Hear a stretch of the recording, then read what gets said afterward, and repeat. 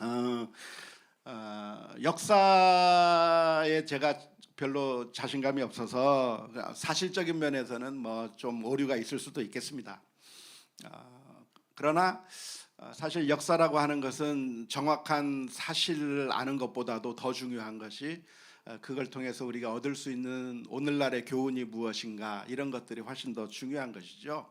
역사라고 하는 것은 종종 우리의 교만의 재료가 되기가 쉽습니다. 우리가 예전에 이런 역사를 가지고 있다, 우리가 이런 역사를 가지고 있다라고 하는 것들은 사실은 그런 교만의 재료가 된 역사는 아무 의미가 없는 것이죠.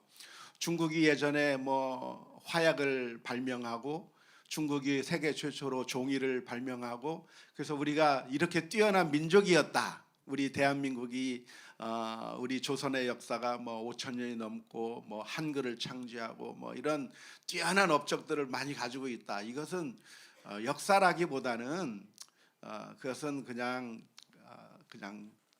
교만의 재료요, 자랑거리일 수밖에 없는 것이죠. 하지만 우리가 역사를 배우는 이유가 있다고 한다면 과거로부터 배우는 것이죠. 역사를 보면, 역사를 배우게 되면 그러면 오늘날 우리가 사는 지혜를 배우게 되는 것이죠.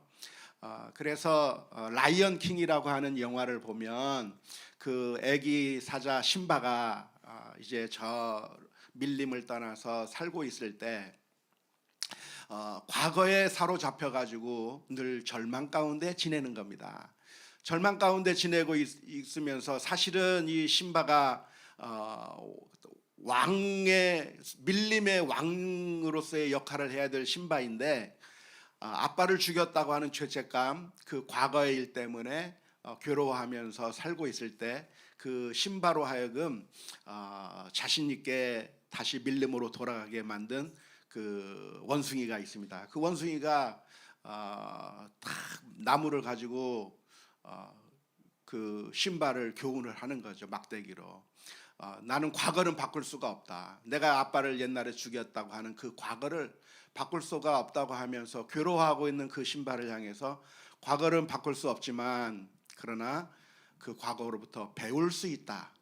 You can learn from the history. 과거로부터 배울 수 있거나 혹은 you can run away from the history. 과거를 통해서부터 도망가는 선택을 하거나 배우는 선택을 할 것이냐, run, 혹은 도망가는 선택을 할 것이냐, run. 어떤 선택을 할 것인가를 이야기하는 것이죠. 그러면서 막대기로 딱 때리니까 아야 그러는 거예요. 이 신발을 막대기로 딱 때리거든요. 그러니까 아야 그러는 거예요. 그러면서 막 얘기하다가 또 막대기로 딱 때리려고 하는데 이번에 두 번째는 신바가 맞았을까요, 안 맞았을까요? 안 맞았어요. 싹 피한 거예요. 이 막대기가 언제 나를 향해서 또 이 막대기가 나한테 올지 모르겠구나라고 기대하고 주시하고 있다가 원숭이가 막대기로 또 한 번 때리려고 하니까 피한 거죠. 이게 역사예요. 역사란 무엇인가? 과거를 우리가 얼마나 잘 살았는가, 못 살았는가, 우리가 과거를 바꿀 수는 없는 거죠. 과거라고 하는 것은 우리가 한번 살아온 삶이기 때문에, 이미 지나간 것이기 때문에 바꿀 수 없는 게 과거인 것입니다. 하지만 과거를 왜 우리가 들여다보는가? 그 과거를 들여다봄으로써 우리가 다시는 실수를 하지 않도록 교훈을 얻게 만드는 것이 역사가 되는 것이죠. 우리는 늘 실패하면서 삽니다. 지금까지 어쩌면 우리는 많은 실패들을 하면서 살아왔습니다. 하지만 그 실패를 또 반복하고 반복할 것이 아니라 그 과거를 통해서 새로운 것들을 배우고 미래를 살아갈 수 있는 지혜와 힘을 얻게 되는 것이죠. 안타깝게도 역사를 사람들이 모릅니다. 그래서 똑같은 실수를 반복하고 있는 것이에요. 성경만 하나님의 말씀인가? 성경이 하나님의 말씀인데 사실은 하나님의 말씀은 성경을 통해서만 우리들에게 들려지는 것이 아니라 다양한 방식으로 우리들에게 교훈을 주고 있는 것이죠. 역사도 마찬가지입니다. 이 역사를 통해서 우리가 많은 것들을 배울 수 있는 것이고 하나님께서 우리를 향해서 들려주시는 지혜를 깨달을 수 있는 것이죠. 그래서 그 역사를 바라봐야 되는데 그렇게 배우는 역사가 아니라 단순히 뭐 우리가 세계 최초로 뭘 해냈든지 그런 교만의 재료, 우리 교회가 역사가 뭐 백몇 년이 된다든지 우리 교회가 뭐 우리나라에서 최초로 세워진 교회라든가 그런 게 역사가 아니에요. 그걸 역사로 알고 있다고 한다면 그건 망하는 징조일 수밖에 없습니다. 과거만 붙들고 있는 사람들은 결국 쓰러질 수밖에 없는 것이죠. 과거는 화려하지만 그 과거의 감옥에서 갇혀서 결코 앞으로 한 발자국도 못 나가는 것이죠. 과거는 우리들에게 도움을 줄 수도 있지만 사실은 우리가 앞으로 나가는데 장애물이 될 수도 있는 거예요. 토트넘의 그 콘테 감독이라고 하는 사람이 있는데 이 감독이 와가지고 토트넘이 아주 작년 시즌에 8등인가 할 때 그 틈을 이끌어가지고 4위로 올려내는, 그래서 챔피언스 리그에 올라가게 만드는 그런 어마어마한 업적을 이룬 감독이 콘테 감독이에요. 그런데 잘하는구나 해가지고 구단에서 이 감독의 말을 듣고 선수들을 여러 명 사줬어요. 그런데 누구를 사줬는가? 예전에 역전의 용사들을 다 사준 거예요. 그런데 그 선수인가? 아니요. 이미 늙었어요. 예전에 승리의 주역이었던 선수가 지금은 승리의 주역이 아니라 패배의 주역으로 되고 만 것이죠. 손흥민을 방해하는 선수가 되어버린 것이죠. 과거의 성공이, 과거의 그 화려했던 것이 오히려 앞으로 나가지 못하게 만드는 그런 결과를 가져오게 되는 것이죠. 과거에 우리 교회가 한참 부흥하고 발전할 때 그때 썼던 방법, 그때 썼던 아이디어, 이런 것들이 과거에 성공했다고 해서 지금 21세기 MZ세대들에게도 똑같이 성공할 수 있을 것인가? 아니에요. 지금은 시대가 바뀐 거예요. 지금은 옛날 방식대로 하면 안 되는 겁니다. 그런데 과거에 사로잡혀서, 과거의 영광에 사로잡혀서 과거만을 반복하고 있으면 우리는 망해버리게 되는 것이죠. 왜 유럽의 교회는 망해가는가? 그리고 왜 우리 한국 교회는 망해가는가? 왜냐하면 역사로부터 배우지 못하기 때문이고, 오히려 그 역사가 발전하는데 오히려 장애 요소로만 작용하고 있기 때문인 것이죠. 그래서 이 과거라고 하는 것은 두 가지 얼굴을 가지고 있는 겁니다. 하나는 우리들에게 미래를 예견하고 또 준비하고 잘 대처해 나갈 수 있는 힘과 능력을 주는 것이기도 하지만, 동시에 그 과거는 우리로 하여금 미래로 전혀 한 발짝도 나가지 못하게 과거의 속박에 묶어버리는 그런 족쇄의 역할을 하기도 하는 것이죠. 그래서 역사를 우리가 어떻게 대하는가에 따라 우리의 미래가 달라지게 될 겁니다. 초대교회사를 우리가 배우게 될 텐데, 어쩌면 제가 역사가 재미없었던 이유는 사실은 과거만을 그대로 이야기했기 때문이 아니었을까 생각이 들어요. 사실 그 과거를 통해서 오늘의 이야기를 들려주고 미래에 대한 이야기를 들려줄 수 있었다라고 한다면 훨씬 더 재미있게 공부를 하고 하나도 안 틀릴 뻔했는데 아무튼 그렇습니다. 농담입니다. 자, 오늘은 초대교회사 가운데서 박해사, 교회 박해, 로마가 교회를 박해했던 역사를 살펴보려고 합니다. 기독교는 박해를 엄청나게 받았는데요, 박해를 받게 될 것이라고 예수님께서 미리 예언해 주셨습니다. 너희가 나를 따라오면 잘 먹고 잘 살게 될 것이다, 행복하게 될 것이다, 아무런 걱정 없게 될 것이다 라고 말씀해 주신 것이 아니라, 나를 따라오면 너희가 고통을 받게 될 것이고 핍박을 받게 될 것이라고 예수님께서 이미 예언해 주셨는데, 박해를 제일 먼저 누구에게서 받았을까요? 유대인들에게서 받았습니다. 유대인들은 크리스찬들을 볼 때 박해할 수밖에 없었는데요. 유대인들이 볼 때 크리스찬들을 박해할 수밖에 없었던 이유가 무엇이겠습니까? 그것은 바로 신성 모독죄 때문에 그렇습니다. 유대인들은 하나님이 몇 분이에요? 한 분. 그렇죠?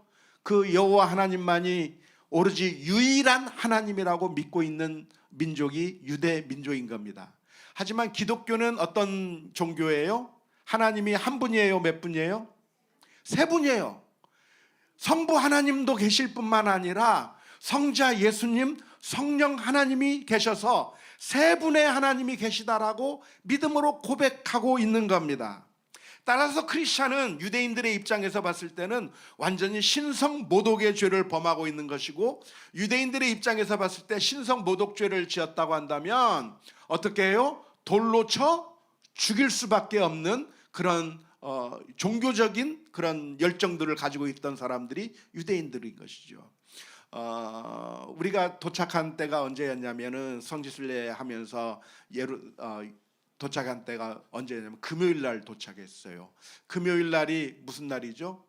안식일 전날이고, 금요일 밤에 도착했는데 해가 지면서부터는 무슨 요일이죠? 토요일이니까 해가 지면서부터는 안식일이 시작된 거예요. 그래서 공항에 내려서 베들레헴으로 가는데 차들이 별로 없어요. 왜? 유대인들이 토요일 날 안식일 날에는 안 움직이니까 차가 별로 없어서 아주 쌩쌩 달렸는데, 이 토요일 날 안식일 날 그 예루살렘 성전 경내로 들어가게 되면 어떤 일이 있는가?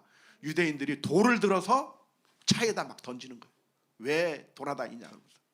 지금도 그렇게 신성 모독을 하거나 안식일을 모독하거나 하면은 유대인들은 돌을 던지는데 이스라엘 법이 그 손해배상을 안 해요.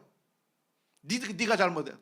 왜 안식일 날 왜 돌아다니냐 그러면서 손해배상도 안 해준다고 그래요. 지금은 그런 불상사가 일어나지 않게 하기 위해서 아예 경찰이 막아서 못 들어가게 만든다는데, 아무튼 유대인들은 신성 모독하는 사람들이 있으면 돌로 쳐 죽이는 겁니다. 왜 돌로 쳐 죽였을까요? 다른 걸로 안 하고 또 왜 돌로 쳐 죽였을까요? 이번에 가보니까 유대 땅을 보니까 전부 돌밭이에요. 자갈밭이야. 전부 온 세상 전체가 자갈로 가득 차 있는 동네더라고요. 야, 그냥 돌이 막 널려 있어요. 그래서 그 돌을 가지고 쳐 죽이는 일들이 일어나게 되었고, 크리스찬들은 하나님이 아닌, 하나님도 물론 섬기지만 예수님을 하나님이라고 고백하기 때문에 또 핍박을 했습니다. 그래서 유대인들의 박해는 어떻게 이루어졌는가? 마을 공동체로부터 쫓겨나게 된 것이죠. 당시 유대 사회는 마을 공동체, 마을이 하나의 부락을 이루어서 마치 시족 사회처럼 그렇게 사는 공동체였던 겁니다. 그 마을 공동체 안에서 모든 것들이 이루어지고, 심지어 공동 식사도 이루어지고 같이 빵을 굽기도 하고, 모든 사람들이 형제 자매처럼 그렇게 지내는 마을 공동체에서 살겠는데, 그 가운데서 어떤 사람이 하나님이 아닌 예수님을 믿는다고 하고 신성을 고백하게 된다면 그 사람은 그 마을 공동체에서부터 쫓겨나게 되거나 돌을 던져서 죽게 되는 일들이 생기게 되는 것이죠. 그래서 크리스천들은 이렇게 신앙생활 하기가 어려운 겁니다. 박해를 받을 수밖에 없는 겁니다. 그래서 처음부터 이 크리스천들은 유대 사회로부터 엄청난 박해를 받으면서 신앙생활을 해야만 했었는데, 그럼에도 불구하고 유대 사회에서 이러한 박해가 아주 강하게 다가오지는 않았어요. 왜냐? 예루살렘이라든가 갈릴리라든가 하는 그런 도시 지역에서 크리스찬들이 활동을 했기 때문에 그렇습니다. 시골로 가면 그 마을 공동체가 엄청난 파워를 가지고 있지만, 도시로 가게 되면 어떻게 되죠? 마을 공동체적인 그런 힘이 별로 없어요. 서로 모르는 사람들이, 타지에서 온 사람들이 함께 어울려 사는 그런 마을에서는 도시화가 시작된 겁니다. 헬라 나라가 전 세계를 지배하면서 그때부터 급격한 도시화가 이루어졌고, 그래서 사람들이 도시에 와서 살게 되니까 도시에서는 마을 공동체와 같은 그런 분위기가 아니었기 때문에 기독교 신앙을 가지고 살아가는 것이 그나마 수월했던 것이 도시라고 하는 세팅 속에서 살아가게 된 것이죠. 그래서 초창기 크리스찬들은 도시 속에서 그나마 신앙을 유지하면서 살아갈 수가 있었던 것이죠. 로마 사람들로부터 박해는 어떻게 되었는가? 초창기에 로마는 크리스찬들을 박해하지 않았습니다. 왜 초창기 때는 박해하지 않았을까요? 오히려 로마는 중립적인 입장에 서 있어 가지고, 그래서 유대인들과 크리스찬들 사이에 그 다툼이 있으면 항상 중립적으로 중재하고 흩어지게 하고 함으로 말미암아 오히려 크리스찬들을 보호해 주는 것이 로마 정부의 역할이었습니다. 초창기 때에는 이 크리스찬들에게 대해서 로마 황제에 대한 숭배를 요구하지도 않았습니다. 이렇게 로마가 크리스찬들을 향해서 크게 박해를 하지 않은 이유가 무엇이었느냐면, 그 이유가 크리스찬은 새로운 종교가 아니라 유대 종교의 한 분파로 간주되었기 때문에 그렇습니다. 유대교라고 하는 종교가 아주 하나의 종교처럼 보이지만 사실은 그렇지 않습니다. 이번에도 가보니까 유대인들의 복식이 다 달라요. 어떤 사람은 여기에 머리를 꽈가지고 이렇게 줄로 내리는 사람도 있고, 어떤 사람은 굴에 내리는 사람도 있고, 복식들이 다 틀리고 모양들이 다 틀린데, 유대 종교도 마치 우리 개신교의 장로교, 침례교, 감리교, 순복음 등등 여러 교파가 있듯이 유대교에도 여러 분파가 있어가지고 그 수많은 분파가 지금도 존재하는데, 예수님 당시에도 그 유대 종파가 한 가지 종파만 있었던 것이 아니라 여러 종파가 있었어요. 그 가운데 우리가 잘 알고 있는 종파가 어느 종파죠? 바리새파, 또 사두개파, 또 성경에는 안 나오지만 에세네파, 또 열혈당파, 이런 여러 분파들이 많이 있었던 겁니다. 그런데 그 가운데 크리스찬, 예수파가 생겨난 거예요. 그러니까 로마 사람들이 바라보면 예수 믿는 크리스찬들은 기독교예요, 유대교예요? 유대교로 본 겁니다. 유대교의 한 분파로 보았기 때문에 로마 사람들은 이 유대교의 한 분파라고 생각되는 크리스찬들을 박해하지 않았던 것이죠. 자, 그러면 더 한 가지 질문을 던져보겠는데, 왜 로마는 유대교를 박해하지 않았을까요? 왜 안 했을까요? 그것은 헤롯 대왕 때문입니다. 헤롯이라고 하는 사람이 있었는데요. 헤롯이라고 하는 사람이 성경에 등장하는데, 성경에 등장하는 헤롯은 한 사람이 아니고 여러 사람입니다. 처음에 언급된 헤롯 왕과 두 번째 언급된 헤롯 왕과 세 번째 언급된 헤롯 왕과 다 다른 헤롯 왕들이에요. 왜냐하면 바로 왕처럼 이집트의 왕을 다 헤롯이라고 바로라고 이야기했던 것과 비슷하게 예수님 당시 어간에 있었던 왕들은 다 헤롯 왕가에서 태어난 사람들이기 때문에 다 헤롯 왕이라고 불렸던 것이죠.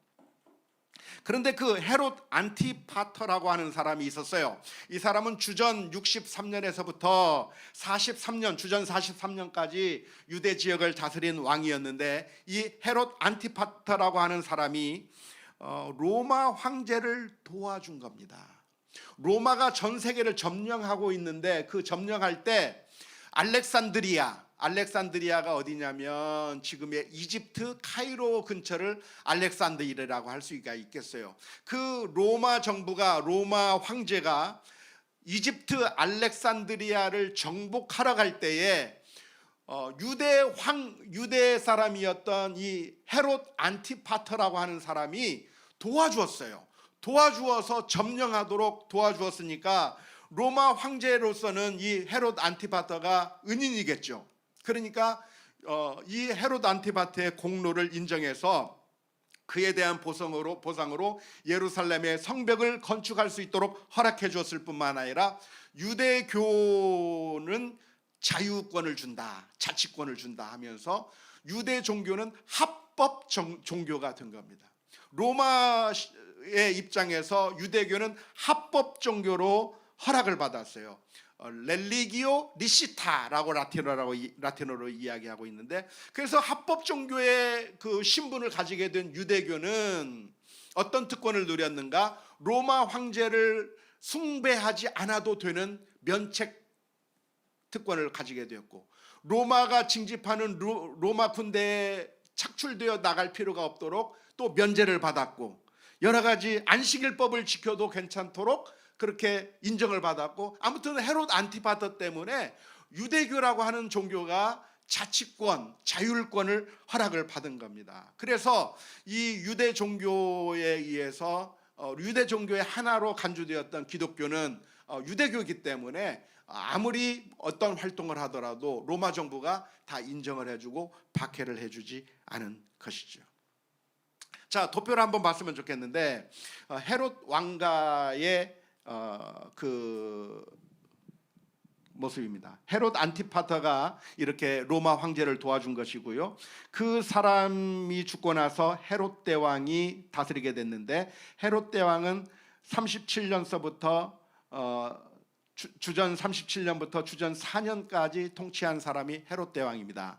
그 헤롯 대왕이 예수님 태어날 때 있었던 왕이고요. 그 헤롯 대왕이 죽고 난 다음에 세 아들이었던 빌립과 헤롯 안디바와 아켈라오가 각각 나누어서 이스라엘 지방을 통치한 것이죠. 예수님은 유대 땅에서 태어났지만, 베들레헴에서 태어났지만 헤롯 대왕이 죽이려고 했기 때문에 이집트로 피했다가 다시 돌아오려고 했는데 누가 다스리고 있어요?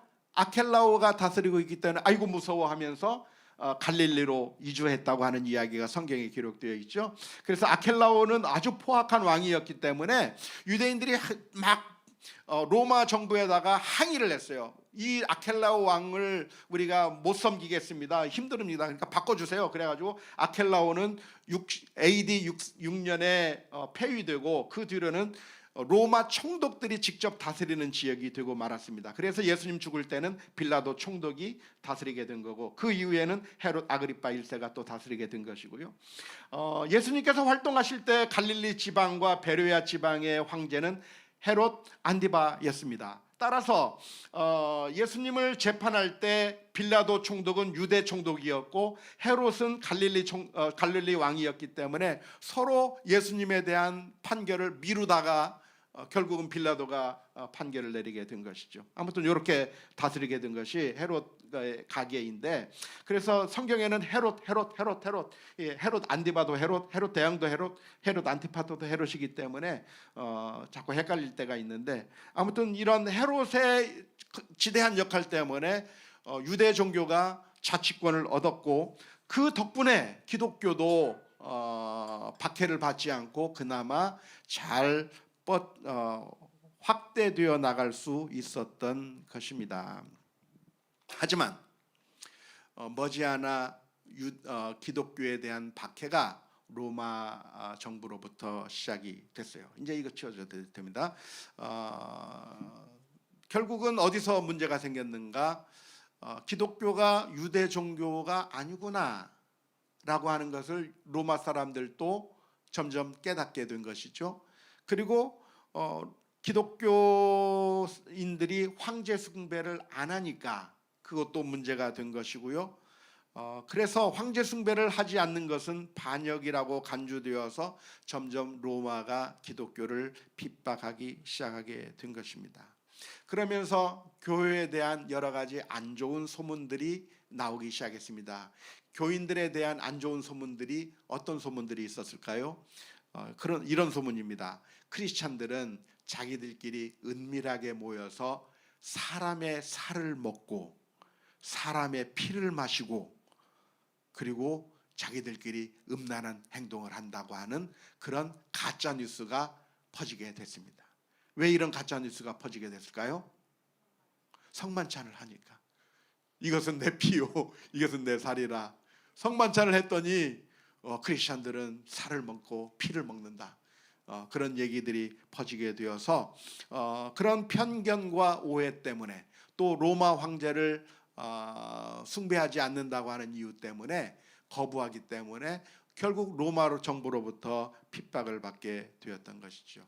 한번 핍박을 하기 시작하니까 기독교에 대한 그런 가짜 뉴스들이 자꾸만 확대되고 재생산되어서 크리스찬들은 아주 심한 핍박의 대상이 되고 말았고, 국가에 위협이 된다고 생각이 되었던 것입니다. 그리고 뿐만 아니라 로마의 여러 가지 천재지변이 생길 때마다 누구 탓이에요? 기독교인 탓이다. 우리가 지금 로마의 신들을 잘 섬기고 있는데 기독교인들이 들어와 가지고 로마의 신들을 섬기지 않고 자기들끼리 어떤 이상한 짓을 해가면서 나쁜 종교를 퍼뜨리고 있기 때문에 로마의 신들이 노해서 결국 이 천재지변이 일어난 것이다. 지진이 일어나고 여러 가지 화재가 일어나고 비가 많이 내리고 하는 모든 그런 천재지변이 누구 때문이에요? 다 크리스천들 때문이다라고 하는 그런 가짜 뉴스들이 자꾸 퍼지게 된 것이죠. 특별히 네로 황제 때는 로마의 화재가 있었습니다. 한번 도표를 한번 보겠습니다. 네로 시대 때에는 로마에 화재가 일어나서 그 화재가 7주야 동안 일주일 내내 불이 타고 로마 시내 전체가 불에 타는 그런 일이 있었는데 전해지는 이야기로는 네로 황제가 로마에 불을 붙여놓고 그리고 그 불을 보면서 시를 읊었다고 해요. 근데 사실인지 아닌지는 몰라요. 정확한 것인지는 모르겠지만 아무튼 그러한 비난들이 로마 황제를 향해서 일어나게 되자 로마 황제를 향해서 막 비난하게 되니까 로마 황제가 그 자신의 비난을 피하기 위해서 누구에게 그 책임을 돌렸을까요? 이건 크리스찬들 때문이다. 크리스찬들이 불을 질렀다라고 이렇게 얘기를 하는 겁니다. 오늘날에도 권력을 가지고 있는 사람들이 곤란하면 누구 핑계를 대요? 다 빨갱이 짓이다. 공산당이 그랬다. 뭐 등등 불온 세력이 우리 사회에 침투해서 그랬다. 해가지고 자꾸만 이 정부에 대한 그런 불만을 다른 데로 이끌어 버리려고 하는 그런 습성이 정치를 하는 사람들에게 있는 것과 마찬가지로 이 당시 네로 황제도 자신들에게 오는 불만을 기독교인들에게 다 돌려버린 것인데 그래서 로마 화재의 책임을 크리스찬들에게 넘기고 그래서 크리스찬들을 잡아서 짐승의 밥으로 주고 시체를 태워 거리를 밝히기도 하고 그래서 로마 안에서 엄청난 박해가 일어나게 되었습니다. 그 뒤로 도미티안 황제가 기독교인 때문에 신들이 노했다고 하면서 모든 이방 족구를 박해하고 동조자도 박해하는 일들이 있었고 그로 인해서 크리스찬들이 어디로 들어갑니까? 카타콤 지하 동굴 속으로 들어가게 된 거예요.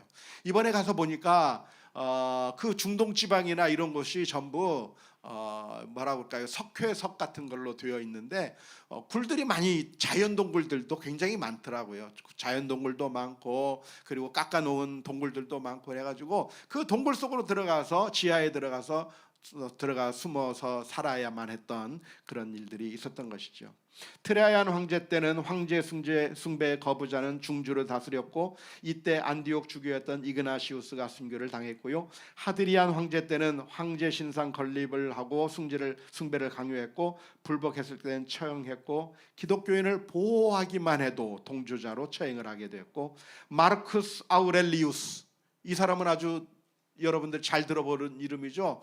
아주 훌륭한 왕으로 알려져 있는데 이 사람은 전염병, 기근, 가뭄 등 자연재해가 기독교 때문이라고 하면서 기독교인들의 시체를 개에 던지는 일들까지 있게 된 것이죠. 그 다음에 septimius severus라고 하는 황제는 태양신 숭배를 강조하고 기독교 개종 금지했을 뿐만 아니라 개종 시 사형한다고 하는 칙령을 선포하기도 했고 막시미누스는 이때는 전에 암살당한 전 황제를 크리스찬들이 지지하고 따른다고 하는 그 이유를 들어서 크리스찬들을 박해하기 시작했습니다. 데키우스라고 하는 사람은 로마 전역에서 박해의 승린, 로마뿐만 아니라 로마가 다스리고 있는 모든 전역에서 박해를 하게 만들었고요. 이때 가장 많은 순교자와 배교자가 발생한 것이죠. 발레리아는 예배 모임을 금지하고 부동산과 재산을 수탈해갔고 디오클레티안 황제 때는 처음에는 기독교에 대해서 관용적인 정책을 세웠는데 그런데 그러므로 말미암아서 이 황제의 부인과 시녀들이 크리스천이기도 했어요.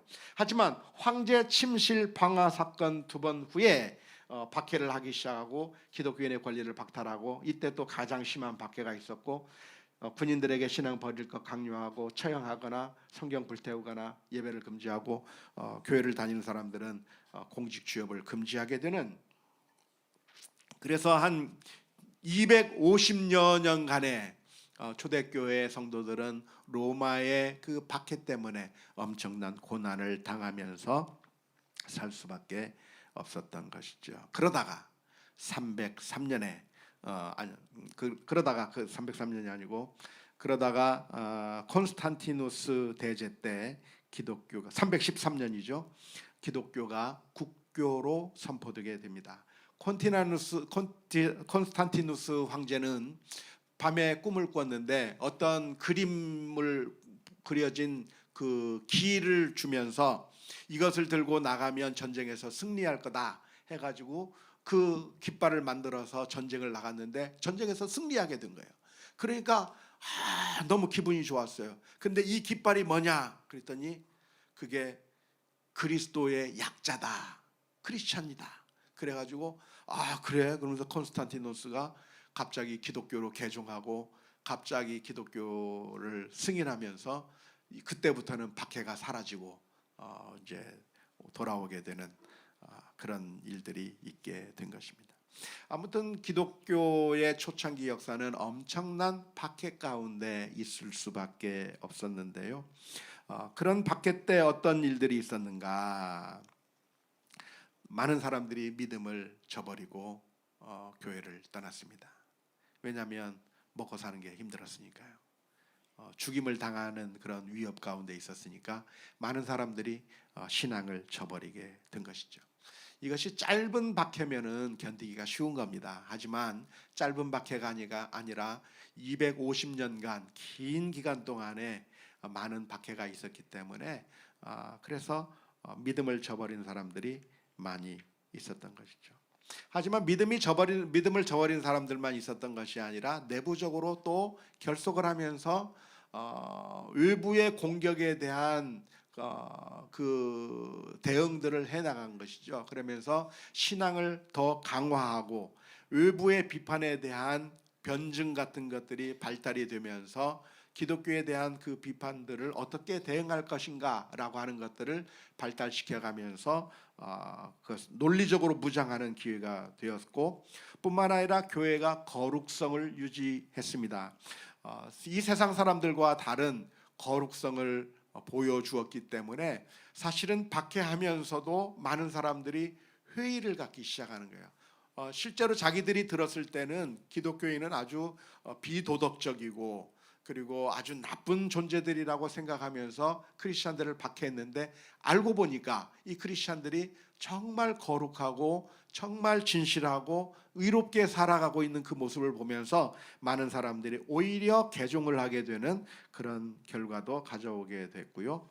뿐만 아니라 성경적인 원리에 따라 살면서 약자들을 도와주고 또 하나님의 말씀대로 살려고 하는 그런 것들을 보면서 많은 힘을 얻었고요. 뿐만 아니라 성경이 서로 성경을 복사하고 필기하고 해서 서로 회람해 가면서 이런 박해를 견디어 나갔다고 할 수가 있겠습니다. 자, 기독교 신앙에 있어서 박해가 있었는데 믿음의 길이라고 하는 것은 원래 편하고 순탄한 것은 아닙니다. 예수님께서 말씀하시기를 나를 따르면 편한 길로 가는 것이 아니라 좁은 길이고 그리고 이 세상과의 삶과는 다른 방식의 삶을 사는 것이기 때문에 여러 가지 박해가 오는 것은 필연적이라고 할 수가 있는데요.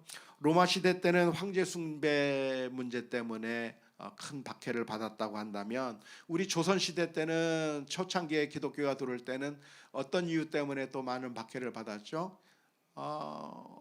그 제사를 드리지 않는다고 하는 이유 때문에, 그리고 부모를 공경하지 않는다고 하는 불효의 종교다라고 하는 여러 가지 이유 때문에 박해를 받았는데, 오늘날에는 또 여러 가지 다른 이유 때문에 또 박해를 받을 수 있게 되는 겁니다.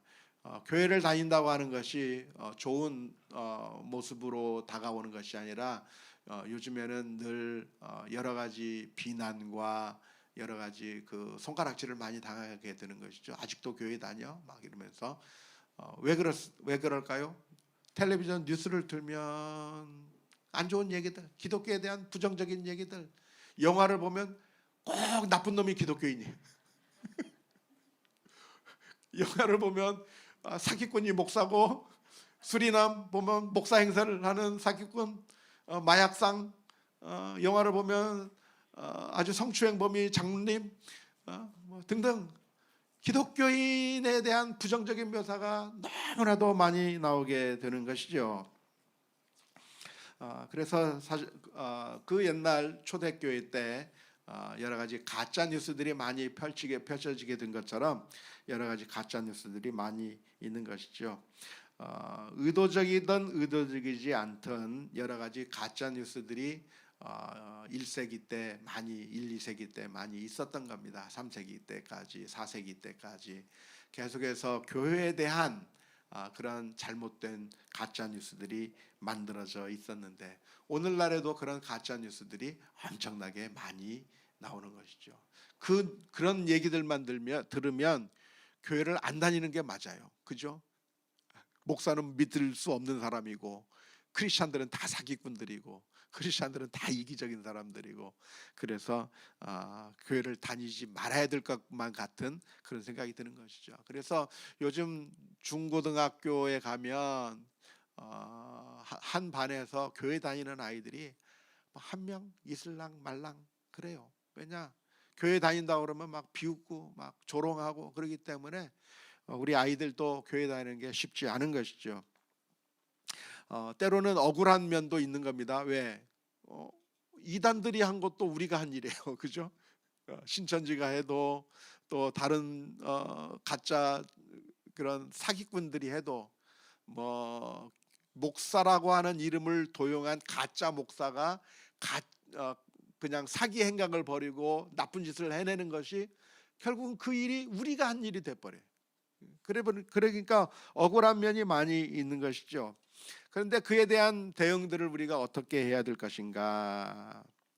교회에 대한 박해가 있으면 우리는 어떻게 대응하는 것이 옳을 것인가? 역사를 통해서 우리는 무엇을 배울 수 있을 것인가를 살펴보아야 되는 것이죠. 먼저 성경은 어떻게 이야기하고 있습니까? 박해가 있다. 그러면 어떻게 하는 것이 성경적인 원리죠? 참고 인내하라 하는 게 성경적인 가르침입니다. 마태복음 5장 10절에서부터 12절 말씀에 보면 이렇게 기록합니다. 의를 위하여 박해를 받은 자는 복이 있나니 천국이 그들의 것임이라. 나로 말미암아 너희를 욕하고 박해하고 거짓으로 너희를 거슬러 모든 악한 말을 할 때에는 너희에게 복이 있나니 기뻐하고 즐거워하라. 하늘에서 너희의 상이 큼이라. 너희 전에 있던 선지자들도 이같이 박해하였느니라. 박해를 당하면 어떻게 해야 된다고요? 예? 예, 기뻐하라. 억울해할 게 없어요. 누군가 비난하고 욕하고 온갖 거짓으로 우리를 힘들게 해도 우리는 오히려 기뻐하라. 왜 기뻐합니까? 하늘에서 너희의 상이 큼이라. 마태복음 10장 16절에서부터 23절의 말씀을 보면 예수님께서 우리들에게 이러한 박해가 있을 것을 미리 말씀해 주셨습니다. 마태복음 10장 16절부터 보면 보라 내가 너희를 보냄이 양을 이리 가운데 보냄과 같도다. 그러므로 너희는 뱀같이 지혜롭고 비둘기같이 순결하라. 순결하기만 하면 되는 게 아니라 또 어떻게 해야 된다고요? 뱀같이 지혜롭기도 해라. 사람들을 상가라. 그들이 너희를 공의에 넘겨주겠고 그들이 회당에서 채찍질하리라. 또 너희가 나로 말미암아 총독들과 임금들 앞에 끌려가리니 이는 그들과 이방인들에게 증거가 되게 하려 하심이라. 너희를 넘겨줄 때에 너희 어떻게 또는 무엇을 말할까 염려하지 말라. 그때 너희에게 할 말을 주시리니 말하는 이는 너희가 아니라 너희 속에서 말씀하시는 이 곧 너희 아버지의 성령이시니라. 장차 형제가 형제를 아버지가 자식을 죽는데 내어주며 자식들이 부모를 대적하여 죽게 하리라. 또 너희가 내 이름으로 말미암아 모든 사람에게 미움을 받을 것이나 끝까지 견디는 자는 구원을 얻으리라. 이 동네에서 너희를 박해하거든 저 동네로 피하라. 내가 진실로 너희에게 이르노니 이스라엘의 모든 동네를 다 다니지 못하여서 인자가 오리라. 박해가 있을 때 걱정할 것도 아니고 두려워할 것도 아니고 우리가 담대하게 맞이해야 되는 것이죠. 마태복음 26장인가요? 51절에서부터 52절. 예수와 함께 있던 자 중에 하나가 손을 펴 칼을 빼어 대제사장의 종을 쳐 그 귀를 떨어뜨리니 이에 예수께서 이르시되 내 칼을 도로 칼집에 꽂으라. 칼을 가지는 자는 다 칼로 망하느니라. 우리를 박해하는 사람들이 있으면 우리가 무장을 해가지고 그 사람들과 싸워서 그 사람들을 제압해버리고 우리가 승리하면 기독교가 이기는 것이죠. 예? 아닙니다. 안타깝게도 오늘날 수많은 사람들이 우리가 칼을 잡아야 한다고 말하는 사람들이 있습니다. 우리가 우리 교회를 향해서 핍박하고 우리 교회를 힘들게 만드는 그런 사람들을 대적해서 짓밟아 버리고 그리고 우리가 승리해야 그래야 교회가 유지될 수 있을 거라고 말하는 사람들이 있습니다. 예를 들어서 교회를 비난하고 욕하는 글이 어떤 신문에 실렸다. 그럼 어떻게 하자고 그래요? 신문사 앞에 가서 데모하고 신문 구속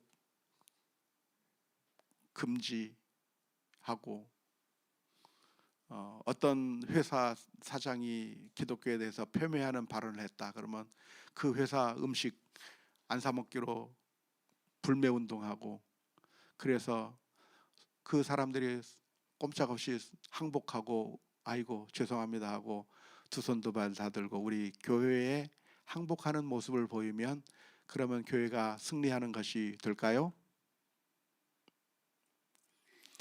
잠시 동안에는 승리하는 것처럼 보여요. 근데 그건 하나만 알고 둘은 모르는 행위예요. 무엇인가? 지금은 우리 기독교가 우리 한국 교회 내에 세력이 있으니까 힘이 좀 있는 것 같잖아요. 그러니까 우리가 말하면 우리 말대로 되는 것 같고 우리가 압력을 넣으면 그 압력에 의해서 다 손을 드는 것 같아요. 그런데 결국은 무엇이 옳다는 것을 증명하는 거예요? 힘이 옳다는 것을 우리 교회가 증명해 주는 거예요. 결국에는 그 힘을 가진 사람들에 의해서 우리가 또다시 당할 수밖에 없는 겁니다.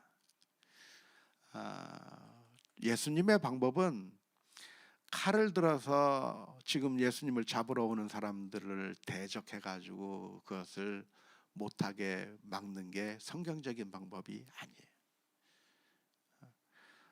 초대교회에서 이렇게 힘들고 어려운 박해가 있을 때 한가하지 못한 이유는 소수기 때문에 그랬을 거예요. 하지만 만일 이때 민병대를 구성해가지고 로마 황제를 대적하기 위해서 그렇게 기독교가 세력을 쌓아가지고 우리 신앙을 박해하는 로마 정부와 싸우겠다라고 하면 되겠습니까? 안 돼요. 오히려 바울 사도는 무슨 이야기를 합니까? 로마서 13장 1절에서부터 7절 말씀에 보면 이렇게 이야기하고 있습니다. 각 사람은 위에 있는 권세들에게 복종하라. 권세는 하나님으로부터 나지 않음이 없나니 모든 권세는 다 하나님께서 정하신 바라. 그러므로 권세를 거스르는 자는 하나님의 명을 거스름이니 거스르는 자들은 심판을 자취하리라. 다스리는 자들은 선한 일에 대하여 두려움이 되지 않고 악한 일에 대하여 되나니 내가 권세를 두려워하지 아니하려느냐. 선을 행하라. 그리하면 그에게 칭찬을 받으리라. 그는 하나님의 사역자가 되어 내게 선을 베푸는 자니라. 그러나 내가 악을 행하였거든 두려워하라. 그가 공연히 칼을 가지지 아니하였으니 곧 하나님의 사역자가 되어 악을 행하는 자에게 진노하심을 따라 보응하는 자니라. 그러므로 복종하지 아니할 수 없으니 진노 때문에 할 것이 아니라 양심을 따라 할 것이니라. 너희가 조세를 바치는 것도 이로 말미암으리라. 그들이 하나님의 일꾼이 되어 바로 이 일에 항상 힘쓰느니라. 모든 자들에게 줄 것을 주되 조세를 받을 자에게 조세를 바치고 관세를 받을 자에게 관세를 바치고 두려워할 자를 두려워하며 존경할 자를 존경하라. 로마 정부가 박해하고 있는 이 상황 가운데서도 바울 사도는 로마 정부가 누구라고 이야기하고 있어요? 하나님의 사역자다. 하나님께서 세우신 사람이고 하나님께서 우리로 하여금 선하게 살아갈 수 있도록 만들어 주신 것이고 하나님께서 그 권세를 주셨다고 이야기하면서 우리가 복종하라고 해요. 물론 이제 우리 신앙적인 면을 건드리는 것까지 복종하라는 이야기는 아닌 것이고 일반적인 의미에서 복종이죠. 우리가 세금을 내야 될 것은 세금을 내고 협력해야 될 것은 협력하고 하면서 그렇게 살아가라고 이야기하고 있는 것이죠. 우리의 힘을 길러서 저항하는 방법은 좋은 방법처럼 보이지만 사실 성경적인 방법이 아닌 겁니다.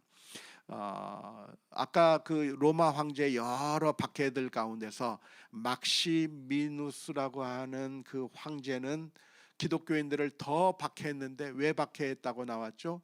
우리 크리스찬들이 전임 황제를 죽은 전임 황제들과 결탁되어 있다고 하는 오해 때문에 박해한 거예요. 정치력을 기르고 정치적인 방법을 써서 우리가 더 큰 승리를 얻을 거라고 생각하는 것은 오히려 좋지 않을 수밖에 없다고 하는 것을 보여주는 것이죠. 우리의 믿음이라고 하는 것은 우리의 힘과 능력으로 승리하는 게 아닙니다. 우리 믿음은 실패할 수 없는 게 믿음이에요. 승리할 수밖에 없는 것이죠. 오히려 로마의 박해가 있었지만 그래서 카타콤으로 숨어 들어갈 수밖에 없었지만 그래서 기독교가 사라진 것이 아니라 무엇이 사라졌어요? 로마가 사라진 거죠. 로마 황제가 사라진 것이고 기독교는 살아남은 겁니다. 믿음은 승리할 수밖에 없다고 하는 것을 믿으면서 우리는 이런 박해가 있을 때 우리가 힘과 능력을 길러서 그것을 상대방을 제압해버리고 우리의 힘으로 제압하는 것이 박해를 이기는 길이 아니라 참고 인내하며 그리고 선을 도모하고 두려워하지 않고 살아가는 것이 그것이 우리가 가져야 될 방법이다는 것을 기억해야 될 것이라고 생각이 됩니다. 우리는 비슷한 시기를 살고 있는 것이죠. 그 옛날 박해가 있는 것과 같은 그런 상황 속에 살아가고 있지만 그럼에도 우리에게 소망이 없는 것이 아니고 소망이 있는 것이고 교회에 대한 여러 가지 잘못된 뉴스들, 가짜 뉴스들, 악의적인 소문들을 두려워할 필요가 없어요. 걱정할 필요가 없어요. 우리는 우리가 할 일만 잘하면 되는 겁니다. 그냥 내가 있는 그곳에서 우리의 역할들을 잘 해나간다고 한다면 결국 그 초창기 때에도 교회를 핍박하던 로마 황실에서 크리스찬들이 생겨나기 시작하는 거예요. 교회를 핍박하던 그 군인들이 기독교로 개종하는 일들이 생겨났는데 힘으로 그들을 바꾼 것이 아니라 참된 믿음을 보여줌으로써 그들이 바뀌어 갔다고 하는 것을 생각해야 되는 것이고 정치력이나 어떤 파워에 의존하는 것은 그것은 성경적인 방법이 아니다. 그런데 우리가 자꾸만 현혹되어서 끌려다니지 말아야 되겠다라고 하는 교훈들을 우리가 얻어야 될 것이라고 생각을 합니다. 혹시 질문 있으시면 질문하세요.